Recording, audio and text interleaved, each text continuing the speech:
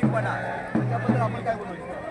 असा आतापर्यंत मराठा समाजाला प्रामाणिक माणूस मिळाला नाही सर दादासारखा. त्यांनी जवळपास 12-13 वर्षापासून समाजासाठी काम करतात. हे कधीच कोणाशी मॅनेज होणारे माणूस नाही. खऱ्यासाठी आज समाजातील बऱ्याचशा विद्यार्थ्यांचं शिक्षण या आरक्षणामुळं फुटलेलं आहे, आत्महत्या केलेलं आहे. त्यासाठी आम्हाला आरक्षण पाहिजे आहे. त्यासाठी आमच्या मनोदादा सर्वत्र समाज एका ठिकाणी करून असा इमानदार माणूस पुन्हा होणे नाही. आणि यासाठी सर्वत्र समाज सर्व महाराष्ट्रातील कुठल्या विभागातून नाही. शरद पवार हे फक्त पश्चिम महाराष्ट्रापुरतं काम करणारे, ठाकरे साहेब मुंबई विभागापुरतं काम करणारे, शंकरराव चव्हाण फक्त मराठवाड्यापुरतं काम करणारे. पण संपूर्ण विभागाला सोबत घेऊन मग जे हैदराबाद गॅजेट असेल, सातारा गॅजेट असेल, त्यानंतर बॉम्बे गॅजेट असेल, ह्या सर्व महाराष्ट्रला सोबत घेऊन काम करणारे आमचे मनोजदादा जरांगे यांनी जवळपास आज 4था-5वा दिवस आहे उपोषणाचा साहेब. तरी लवकरात लवकर या सरकारने, हे सरकार एवढं निर्लज्ज सरकार आहे.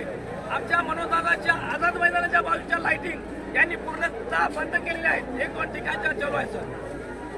तर एवढा अन्याय ज्या समाजाने आतापर्यंत 18 पगड जातीला सोबत घेऊन सर्वांना न्याय देण्याचं काम केलं मोठ्या भावाप्रमाणे, आणि या समाजाला आज मागण्याची वेळ आली तर या इतर समाजाने आणि या सरकारने लवकरात लवकर न्याय देऊन आमच्या मागण्या पूर्ण कराव्या. सरसकट तिन्ही विभागाला, म्हणजे हैदराबाद गॅजेट असेल, सातारा गॅजेट असेल किंवा मुंबई गॅजेट असेल, हे पूर्ण मागण्या आमच्या मनोजदादाच्या पूर्ण करून लवकरात लवकर निर्णय द्यावा. बघा, मराठा समाजाचं जे आरक्षण आहे राजकीय इच्छाशक्ती आहे. यात कायद्याचं काही नाही. जर 370 कलम सुटू शकतं, अयोध्या प्रश्न सुटू शकतो, तर हा प्रश्न एकदम काही क्षणात सुटू शकतो.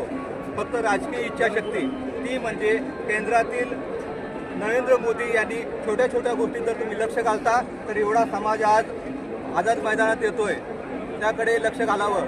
आणि शरद पवार आणि नरेंद्र मोदी यांनी एकत्र बसावं. तुम्ही जर छोट्या छोट्या प्रश्नासाठी देशाच्या तुम्ही एकत्र येऊ शकता तर मराठा समाजासाठी निश्चितच. आतापर्यंत या समाजाचे 9 मुख्यमंत्री झाले, 45 वर्षे वेटी चाललेले आहे आणि त्याची दिशाभूल होत आहे.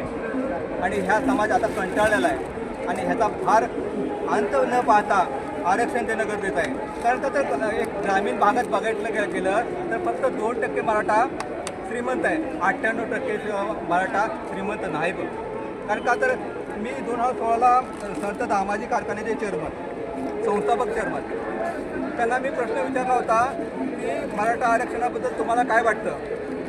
त्यांना जवळजवळ 2.5 एकर जमीन, पण दुसऱ्या बाजूला आमच्यासारखे जे मुंबईत आलेत त्यांना 4 एकर जमीन, त्यात पाऊस पडत नाही. आणि 1 वर्ष सूर्यफूल केलं होतं. ट्रॅक्टर, बी आणि हार्वेस्टर यांचं जेव्हा सर्व पैसे गेले तेव्हा 0 पैसे आले.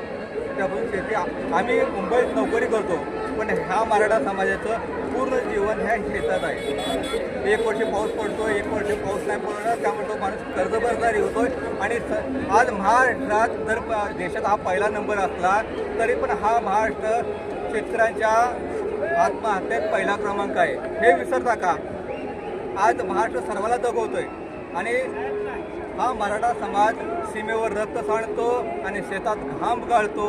त्या समाजाला आरक्षण त्याच्या मुलाबाळाच्या शिक्षणासाठी पाहिजे, नोकरी पाहिजे, एक माफक जी त्यांची इच्छा आहे त्याबद्दल आपण काय बोलतो? सर, तुम्ही आता आत्महत्याचा विषय काढला म्हणून बोलतो. महाराष्ट्रात जर तुम्ही आकडेवारी काढला तर सर्वात जास्त मराठा समाजाच्या आत्महत्या झाल्या दिसतील तुम्हाला. सर्वात जास्त फरक आहे. इतर कोण्या समाजाच्या तेवढ्या आत्महत्या नाहीत. कारण का? त्याला कारण जे आहे, इकडे बाजारपेठ मिळत नाही. सर्व मराठा समाज हे शेतीवर अवलंबून असणारा समाज आहे, कुणबी म्हणून.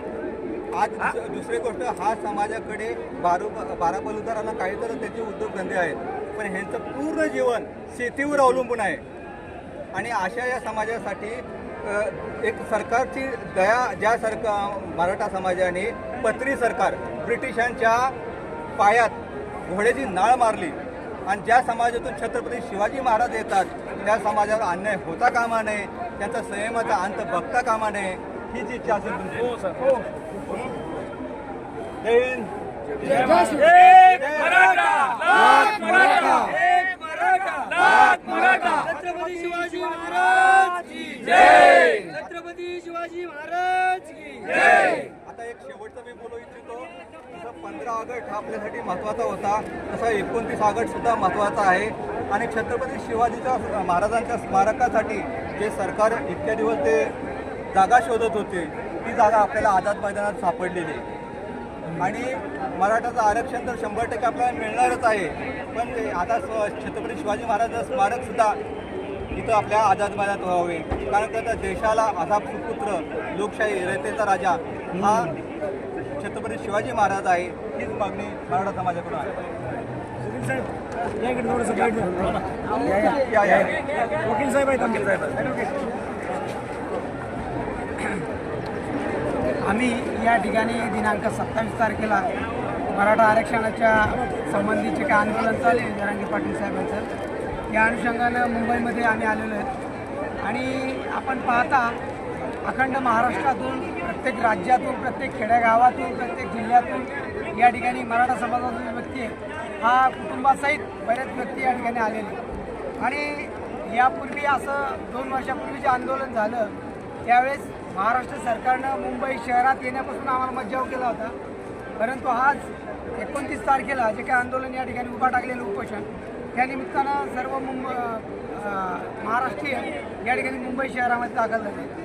आणि मला आपल्या माध्यमातून सांगायचं आहे की महाराष्ट्र राज्य सरकार, मुख्यमंत्री देवेंद्र फडणवीस साहेब असतील आणि त्यांचं इतर शिष्टमंडळ असेल, त्यांनी आम्ही या ठिकाणी जेव्हा आलो 27 तारखेला, या ठिकाणी माननीय उच्च न्यायालयानं या मनोजदादा जरांगे पाटील यांना आंदोलन उभा करण्यासाठी 1 दिवसाची परमिशन दिली होती.